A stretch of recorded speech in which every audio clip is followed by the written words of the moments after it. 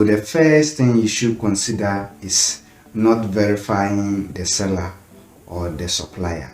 So in the mini importation field, we have the suppliers, and that of the suppliers, they supply the goods for you and then send it to the China warehouse. Always China, in China, so always we use China as this progresses warehouse, and then through your agent. Before you'll be able to get the product in hand, you have to go through all this process, but you need to verify your seller or the supplier beforehand. So platform like 1688 and then Alibaba, these are what they often do. They use the same product listing, so they either list fake product stock images. They have the stock images there, so what they will do is that they will list it and then put it there, thinking that you will come then look at the products. Oh, this particular product is very nice for me to buy, with the same video, everything. But you not knowing, you must verify the supplier before, check all the ins and outs of the supplier. So this is what they do: verify trade history. Aside that, they will offer too good to be true prices.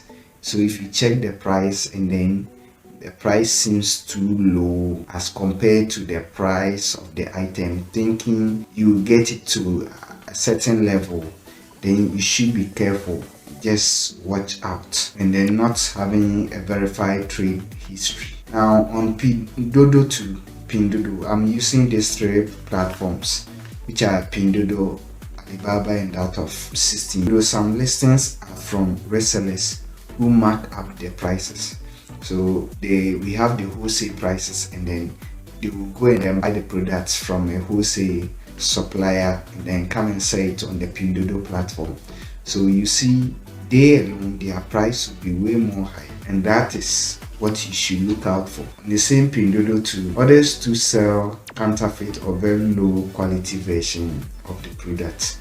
So if you have the product image, I've told you already that they often use the same product images, but before you realize you have received a very counterfeit product. Example is here. I have an example for you. This one, a green screen. I think that is going to be way more larger, but so just a half piece. So this is what I'm just talking about, that they sell counterfeit or too good to be true products. When I saw the product, it was way more. It catch my attention, and I have no other option than to buy. But upon buying, I realized that it wasn't intended for. Now there are risks. The risk for you not verifying the supplier before buying is receiving poor quality goods, just like what I've received here. Then the specification.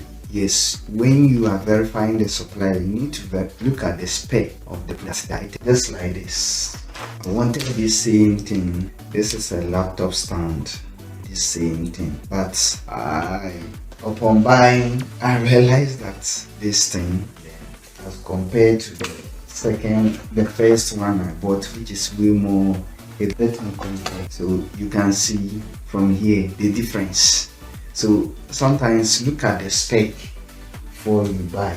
They sell the product based on the specification, not any other thing. Then you may not receive anything at all. And I have instances I place order and then I didn't receive anything. That is mini importation. So these are what you are supposed to do. You should check the supplier rating.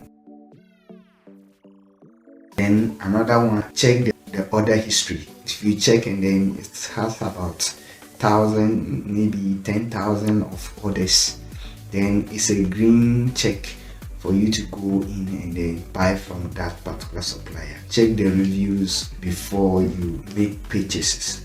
Then you should, on Alibaba, you should look for verified suppliers, or what you call good suppliers badges. So on Alibaba, you see this one. They have what you call the trade assurance policy, and every supplier that has this particular policy has the verified supplier badge. Some even have up to gold.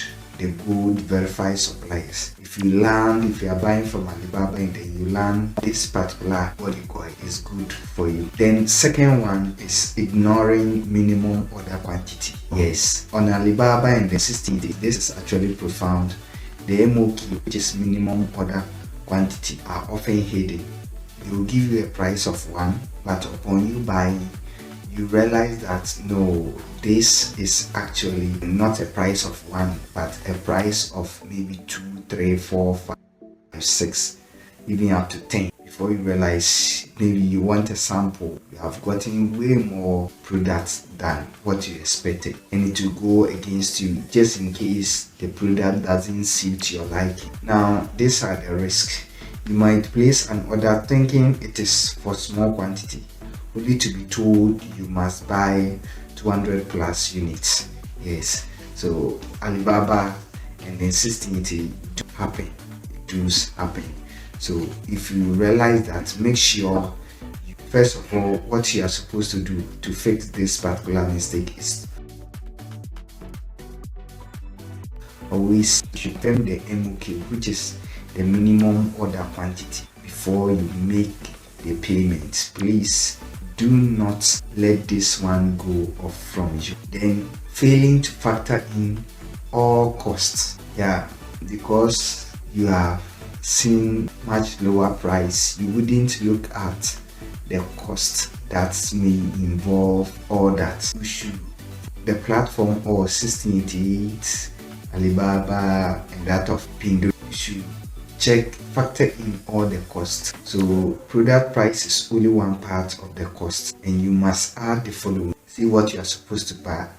Add. One is shipping, that is both internationally, then custom duties and taxes. This one is not always on a part of you buying, but your agent often incorporate this one inside. So the charges that your agent will place on your item should be part. So I wouldn't say custom duties and tax, I'll say agent's fee, then currency exchange fees. When you are exchanging, sometimes it costs.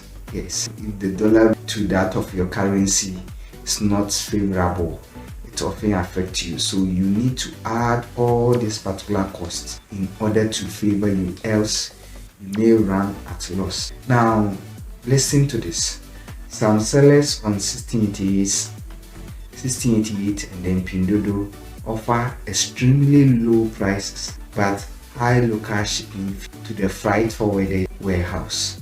Yes, you see the price to be way more higher. Now, if this thing happen, you think you are making a big profit, but you end up in what we call razor thin margin or losses. You run at loss. In fact, you will not even make a profit, and that is where the complaint will come. So how do you fix this one? You should use your pen and paper here.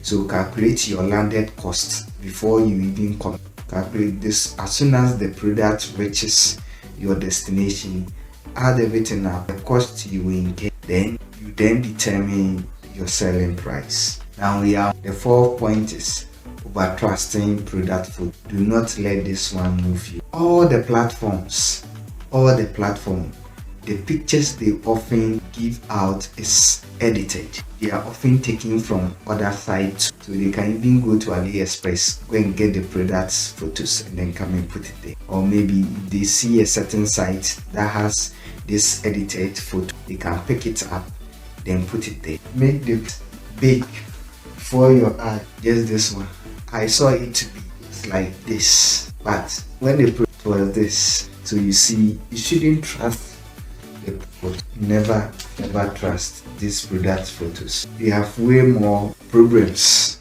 It comes with a whole lot of risk in trusting this.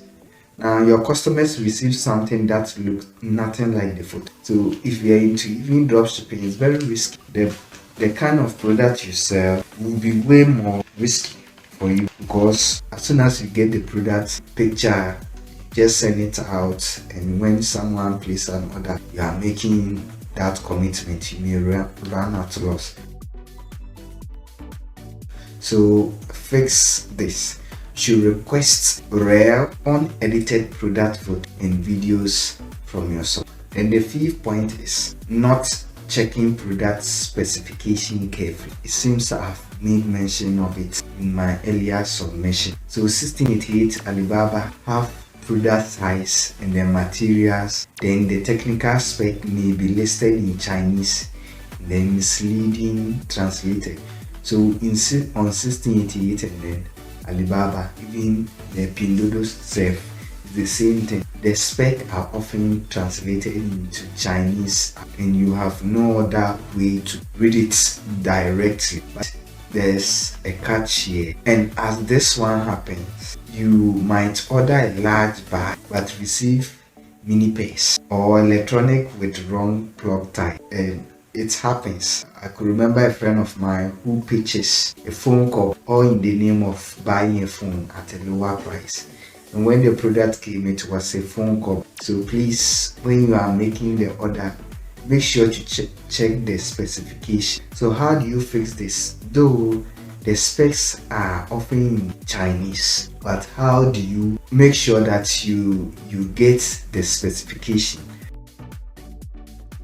Use translation tools and then confirm details with supplier via chat. So you can use the Google Translate. All you need to do is take a screenshot of the product, then send it to the Google Translate to translate it for you, and voila, you are good to go. And that is how you, or if you're using the phone version too, you can go to the tab Translate. It is on Google Play Store. If you are using iOS too, it's also there. You can get it at App Store there. Then the sixth point is choosing the wrong shipping method. I have done this particular microphone, that is K35 wireless microphone, and that is what I'm using. I ordered all in the name of it reaching me faster than ever. By the time it came, I have way more match than the price of the product, in times 3 of it. So if you are buying the product, check the shipping method you are using. Most of our advice that if you are purchasing product and you can have the time to wait, then use the sea shipping, because to save you way more costs than ever. That's why you want to test the, and if you test the product and it turn out to be good, you may, you'll be able to get your money back. So on Pinduoduo like this, it often requires freight for you to consolidate and then ship. So when you are shipping the product, make sure you use a very good flight forwarder. I use 444 sometimes to acquaint to logistics. They make that particular consolidation for me. Then for 1688 and Alibaba, the sellers may push for slower in the shipping without warning. So the moment you purchase the product, they will request, do you have a flight forwarder? If you say no, they will recommend some to you. You may see that, the price seems so simple, but the risk here is that it would delay. The product might not come. You wouldn't even get the product. So be careful with your choice of freight forward. So how do you fix this? You should discuss the shipping timelines and tracking option before payment. So if you are ordering from 1688 and Alibaba and they are recommending a freight forwarder, then you should first quickly discuss the shipping timelines, then tracking option before the payment. You make the final commitment, else you may be due. So be careful. The seventh one is ignoring custom regulations. Ignore custom regulations. So for all the platforms, custom regulation is very, very important. I wish I can show you some of my but I will put it in the chat session and tell you the thorough I went through with just a mistake with the custom regulation. So some products like electronics, cosmetic, food items are not often require permits. Ghana here to require permits. Food items, electronics, and then cosmetics, they all require permits. The risk to this one is that the items may get seized at the cost. You may not even get the items. So how do you fix this?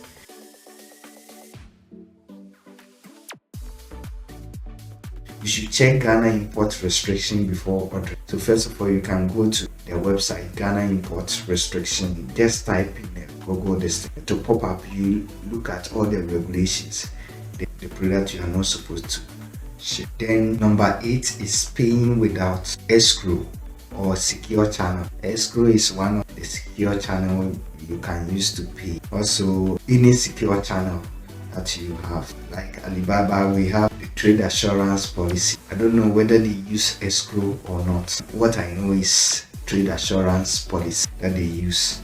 So always use Alibaba trade assurance policy in order to make that particular payment. So before, you should check the channel whether it is very secure.